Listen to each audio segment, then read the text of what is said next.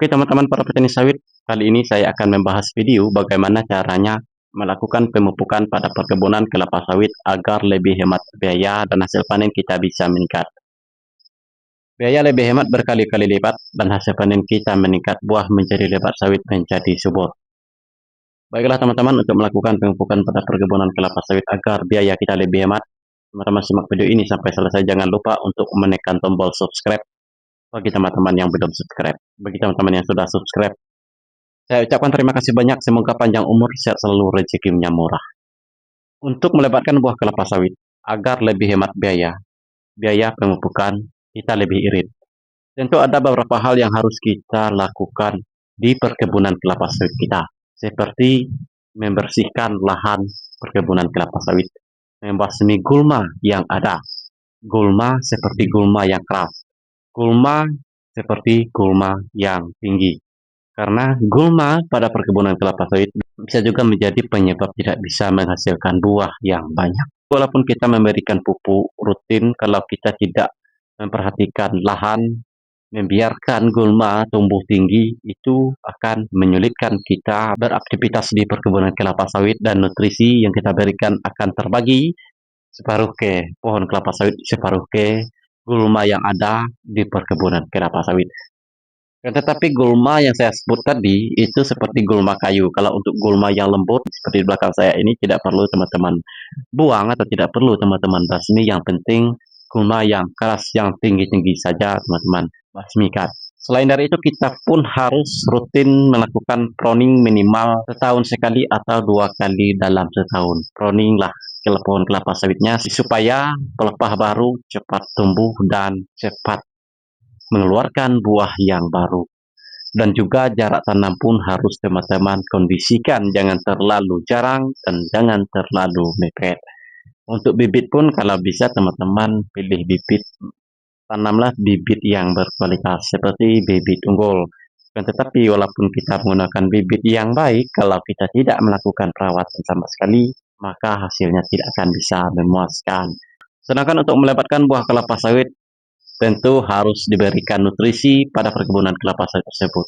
Nutrisi adalah pemupukan. Pemupukan rutin di perkebunan kelapa sawit kita, maka hasilnya akan lebih baik. Tapi bagi kita yang kurang modal atau minim dana untuk melakukan pemupukan pada perkebunan kelapa sawit kita, tentu kita harus mencari cara supaya perkebunan kelapa sawit kita bisa mendapatkan nutrisi tapi hasilnya lebih baik. Tentu kita harus mencari jalan seperti menghematkan biaya pemupukan. Untuk menghematkan biaya pemupukan supaya hasilnya, hasil penyerapannya lebih bagus, maka teman-teman bisa melakukan dengan cara ini. Dan bagaimana caranya? Caranya teman-teman simak videonya sampai selesai.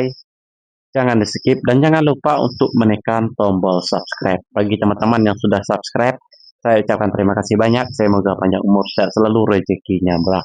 Oke teman-teman para petani sawit, untuk menghematkan biaya pemupukan pada perkebunan kelapa sawit supaya hasilnya lebih baik, caranya seperti ini. Oke teman-teman, coba kalian lakukan cara ini. Pertama, teman-teman masukkan pupuk KCl ke dalam ember seperti ini. Ini untuk membuat pupuk agar kita bisa menghematkan biaya pemupukan pada perkebunan kelapa sawit. Setelah itu, teman-teman masukkan pupuk majemuk sejenis pupuk NPK Mutiara. Teman-teman boleh menggunakan pupuk jenis majemuk apapun. Untuk langkah selanjutnya, setelah kedua jenis pupuk tadi sudah dimasukkan ke dalam ember, dan boleh teman-teman mencampur menggunakan jenis pupuk lain. Langkah selanjutnya teman-teman masukkan air ke dalam ember ini supaya kita bisa membuat pupuk cair. Makanya kita menggunakan air. Usahakan tidak terlalu penuh supaya tidak tumpah saat kita mengaduk pupuk tersebut. Dan ini disebut pupuk kocor. Pupuk kocor sudah banyak diterapkan di pohon kelapa sawit karena bisa membantu untuk menghematkan biaya. Langkah selanjutnya teman-teman Aduk sampai hancur. Teman-teman aduk kedua jenis pupuk tadi menggunakan air dan jangan sampai tumpah. Aduk sampai benar-benar hancur. Dengan cara ini, kita bisa menghematkan biaya pemupukan berkali-kali lipat. Kenapa?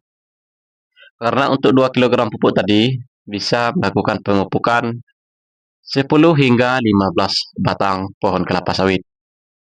Proses penyerapannya pun cepat karena kita menggunakan pupuk cair. Bisa digunakan saat musim panas ataupun musim hujan ataupun lahan itu lahan berbukit. Jadi bisa digunakan.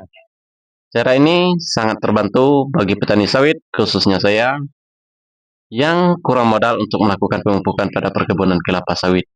Setelah itu teman-teman, masukkan ke dalam jerigen kosong yang sudah diaduk tadi. Usahakan teman-teman menyiapkan jerigen kosong. Kenapa?